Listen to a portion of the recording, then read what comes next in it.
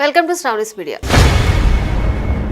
దేశంలో social media వేదికగా కొత్త తరహా ఉద్యమాలు రూపుదిద్దుకుంటున్నాయి. ఇటీవల కాక్రోచ్ జనతా పార్టీ చేపట్టిన డిజిటల్ ప్రచారం, ఢిల్లీలోని జంతర్ మంతర్ వద్ద నిర్వహించిన నిరసన కార్యక్రమం చర్చనీయాంశంగా మారిన నేపథ్యంలో ఇప్పుడు మరో కొత్త ఆన్లైన్ ఉద్యమం తెరపైకి వచ్చింది.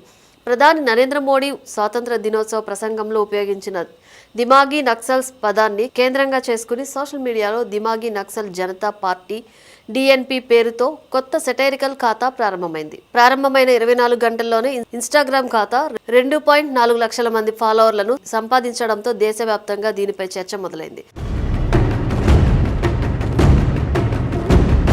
ప్రస్తుతం ఈ ఖాతాలో 77 పోస్టులు ఉండగా వేలాది మంది దీనిని అనుసరిస్తున్నారు. ఆలోచించండి, పరిశోధించండి, ప్రతిఘటించండి అనే నినాదంతో ఈ ఖాతాలు కార్యకలాపాలు కొనసాగిస్తున్నాయి.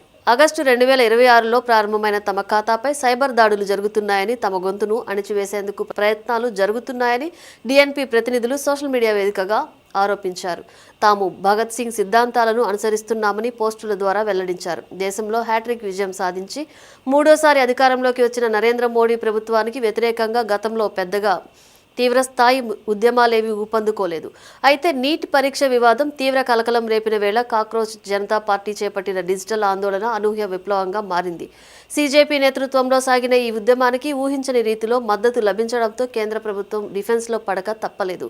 సిజేపీ పోరాట తీవ్రతకు దిగివచ్చిన మోడీ సర్కార్ ఎట్టకేలకు కేంద్ర విద్యాశాఖ మంత్రి ధర్మేంద్ర ప్రధాన్తో రాజీనామా చేయించాల్సి వచ్చింది. కాక్రోచ్ల ఉద్యమం సక్సెస్ కావడంతో ఆ వెంటనే సోషల్ మీడియాలో రిజర్వేషన్ హటావో ఆందోళన, ఆర్హెచ్ఏ ఇథనాల్ బ్లెండెడ్ కు నిరసనగా E20 జనతా పార్టీ పేరుతో మరో సెటైరికల్ పార్టీ పుట్టుకొచ్చింది.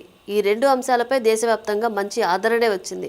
ఈ నేపథ్యంలో తాజాగా మోడీ వ్యాఖ్యలకు నిరసనగా దిమాగీ నక్సల్స్ పేరుతో కొత్త ఖాతా పుట్టుకురావడం దేశంలో మారుతున్న ఉద్యమ రూపాలకు నిదర్శనం అనే టాక్ వినిపిస్తోంది.